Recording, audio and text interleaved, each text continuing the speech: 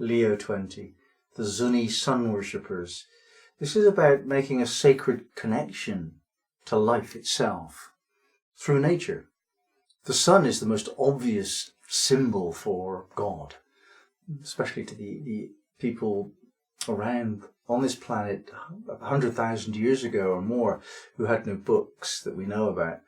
But they did have nature, and they saw that the sun was what gave life. Without the sun, people died, their food stock dwindled away, everything was in danger without the sun. So as soon as they found the urge to connect again with some cosmic reality, some overarching sense of awe to connect us with all and everything, then the sun was the best place to direct their attention. This was the beginning of sacred ritual, the beginning of sacredness in a sense. Sacredness is a very interesting thing to think about. It doesn't really arise naturally very often.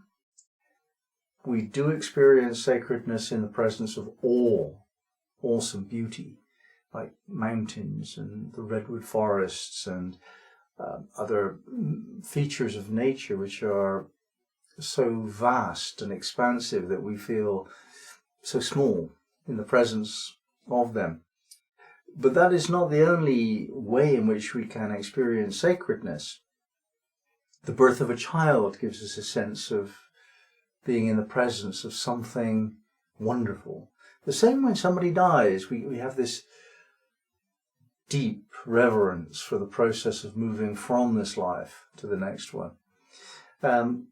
So sacredness does arise naturally, but we are talking here about the possibility of making it ourselves.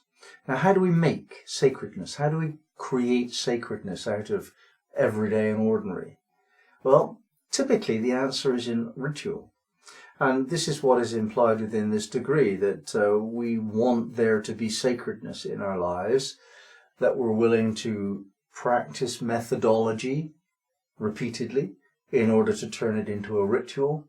And then the ritual that we practice again and again begins to feed us.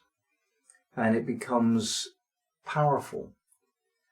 We do the same thing in the same way, perhaps at the same time of day or the same time of the year.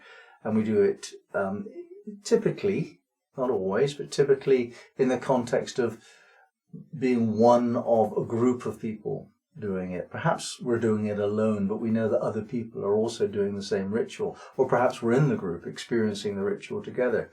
And when this is done properly, then the experience of sacredness moves us into a different dimension of being. Now, in that higher sense of self, we understand more about the relationship between individuality and the group. All of us are a part of some community, and we stand as an individual in respect to that community. We're born out of our tribe, and yet we feel different from everyone else within the tribe. So that paradox of being the same as and different to everyone in our community. And when we're celebrating a ritual, the differences that make us unique are played down. What we're raising in importance is the similarities, most particularly the similarities at the highest level of self-awareness. When we move into a sacred sense of self, we know ourselves to be more than we would otherwise know. The aspect of us which touches the divine, that's who we are in some way, as the highest degree of who we are. And we can access that only really through sacredness. It is also the case that these shared rituals that we practice in order to reach sacredness have a quality that speaks to our communal values. We worship one God rather than a pantheon. Well, that wasn't always the case. We believe our God to be good and kind and loving. That wasn't always the case. These are shared values. We might take it for granted because they are so universal, but they are values that could be chosen differently. Not everyone on earth believes that God is love or loving. Not everyone in history has had that point of view. There were times 2,000 years ago, or between 2,000 and 4,000 years ago, when the gods of war were still present. Romans worshipped gods of war. In other words, they saw war as a sacred activity.